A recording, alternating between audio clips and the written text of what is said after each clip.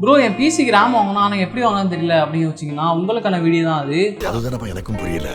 பொதுவாக ரேமை பொறுத்தளவுக்கு நீங்கள் ரெண்டு விஷயத்த நோட்டீஸ் பண்ணி ஆகணும். ஒன்று உங்களோட மெகாஹெர்ட்ஸ், இன்னொன்று டிடிஆர். டிடிஆரை நீங்கள் வந்து ஈஸியாக பார்த்துக்கலாம். டிடிஆரை பொறுத்தளவுக்கு உங்களுக்கு நார்மலாக DDR3, DDR4, DDR5 இருக்குது. பட் ஆனால் டிடிஆர்னு என்ன ப்ரோ அப்படின்னு கேட்டிங்கன்னா உங்கள் ஸ்பீடோட கால்குலேஷன் கரெக்டாக உங்களுக்கு ஆர்டராக வரதான் டிடிஆர். அது ஜென்ரேஷனும் சொல்லலாம், ரேமோட ஜென்ரேஷனும் சொல்லலாம். பட் ஆனால் மோஸ்ட் ஆஃப் த கேசஸ் அதோட ரேட்டிங், அதாவது ஸ்பீட் ரேட்டை பொறுத்து தான் அதை ரேட்டிங் பண்ணுவாங்க. குறிப்பாக சொல்லணும்னா இப்போ DDR3 எடுத்துக்கிட்டிங்கன்னா உங்களுக்கு 1333 உங்களுக்கு 2133 MHz வரைக்கும் போகிறது தான் உங்களுக்கு DDR3. அதுக்கப்புறம் உங்களுக்கு ஒன்றா வரும் DDR3, DDR4, DDR5.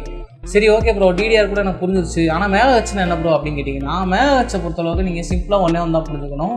உங்களோட டேட்டா ட்ரான்ஸ்ஃபருக்கு எத்தனை சைக்கிள் per செகண்ட் எடுத்துக்குதோ அதுதான் உங்களோட ஸ்பீட், அதான் மெகாஹெர்ட்ஸ்னு சொல்லுவோம். இப்போ குறிப்பாக சொன்னால் என் பிசியில் 3200 MHz இருக்குது. 3200 MHzனா உங்களுக்கு 3.2 பில்லியன் அதாவது சைக்கிள் per செகண்ட். அப்போனா உங்களுக்கு ஒரு செகண்டுக்கு 3.2 பில்லியன் சைக்கிள்ஸ் வந்து உங்களுக்கு டேட்டா ட்ரான்ஸ்ஃபர் ஆகும். இதுதான் பேசிக்கான விஷயம்.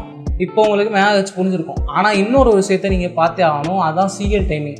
சிஎல் டைமிங்னா என்ன ப்ரோ அப்படின்னு கேட்டிங்கன்னா லேட்டன்சியை குறிக்கும். பொதுவாக நீங்கள் ரேம் எடுத்து பார்த்துக்கிட்டிங்கன்னா உங்களுக்கு 3200 ரேமே இருக்கும், அதே மாதிரி 3600 ரேமும் இருக்கும்.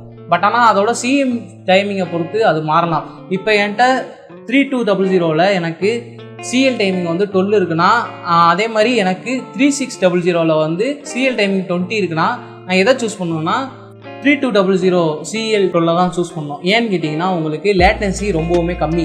உங்களுக்கு நம்பர் எந்த அளவுக்கு சிஎம் டைமிங் வந்து கம்மியாக இருக்கோ அதுதான் உங்களோட லேட்டன்சி வந்து கம்மியாக இருக்கும்.